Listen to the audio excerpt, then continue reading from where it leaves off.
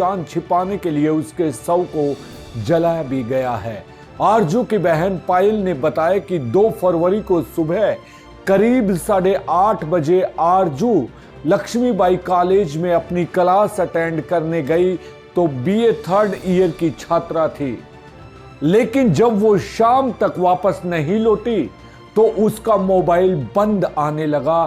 तो उसकी गुमशुदगी की रिपोर्ट मॉडल टाउन थाने में दर्ज कराई गई। उसकी तलाश करने के लिए घर वाले आरजू के कॉलेज में भी गए। कॉलेज में पता चला कि आरजू नवीन खत्री नाम के एक लड़के से अक्सर मिलती थी। पायल के मुताबिक नवीन उसका पड़ोसी है और आरजू से उसकी दोस्ती करीब 1 साल पहले हुई थी, लेकिन करीब 4 महीने पहले नवीन और आरजू के परिवार ने दोनों की शादी से इनकार कर दिया, क्योंकि दोनों एक ही गांव के थे और अलग अलग जाति से थे। ये संभव ही नहीं था। घर वालों की निशानदेही पर शनिवार यानी 6 फरवरी 2016 की रात जब पुलिस ने नवीन के घर पहुंची तो पहली मंजिल पर आरजू की लाश बरामद हुई। पुलिस ने जब कड़ाई से नवीन से पूछताछ की तो उसने बताया कि उसकी शादी 4 फरवरी को किसी और लड़की से होनी थी। इसकी जानकारी जब आरजू को लगी तो 2 फरवरी को आरजू ने नवीन से मिलकर नाराजगी जताई। नवीन उसे अपने साथ कार में एयरपोर्ट के पास सुनसान इलाके में ले गया और गला घोंटकर उसकी हत्या कर दी। हत्या के बाद शव कार की डिग्गी में रखकर अपने घर ले आया और शव को वेंटिलेशन की शाफ्ट में छुपा दिया। 4 फरवरी को उसकी शादी किसी और लड़की से हो गई। नई दुल्हन को उसी फ्लैट में ठहराया गया जहां आरजू का शव रखा हुआ था। हत्याकांड के बाद लड़के और लड़की के घर में सुरक्षा बढ़ा दी गई। नवीन का पूरा परिवार भी शक के दायरे में है। आरजू मर्डर घटना का रिएक्शन किया गया। जी हां, डीयू की छात्रा आरजू चौहान की हत्या के आरोप में पुलिस ने फिर से उसके बॉयफ्रेंड नवीन खत्री को घर पर ले जाकर वारदात रिएक्शन कराया।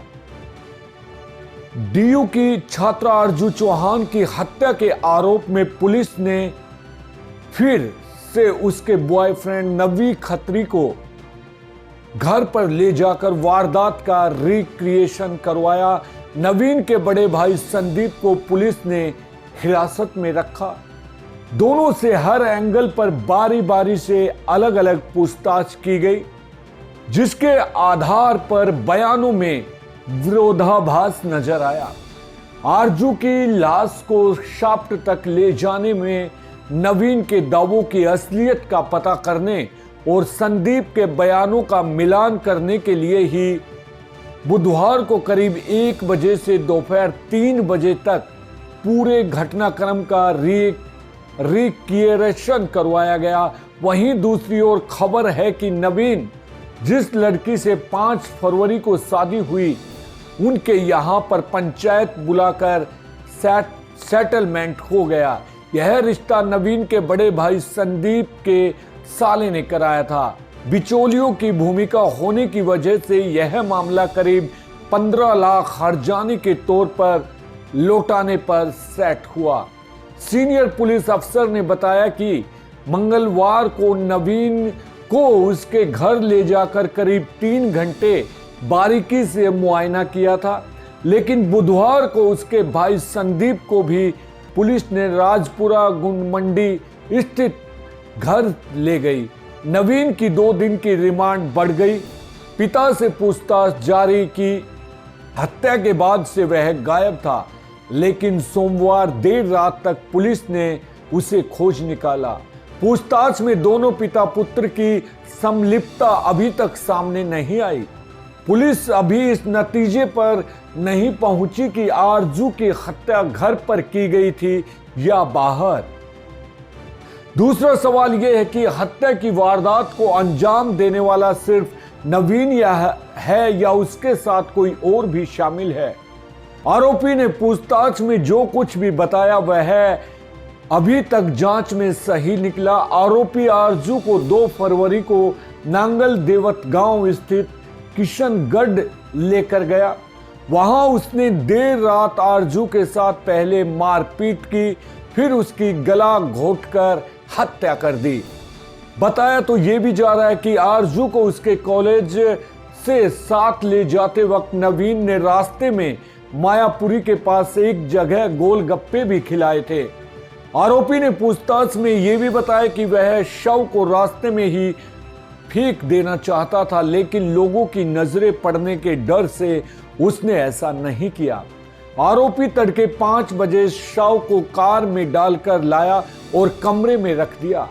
कार में भी खून के धब्बे मिले।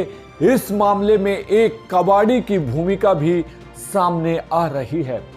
हालांकि पुख्ता तौर पर कोई अधिकारी नहीं बोल रहा। बताया जा रहा था कि कबाड़ी की मदद से ही, जिसमें खून लगा हुआ था, पर्स के भीतर कुछ रुपए व अन्य सामान मिले हैं। लेकिन पुलिस को अभी तक युवती की सैंडल व मोबाइल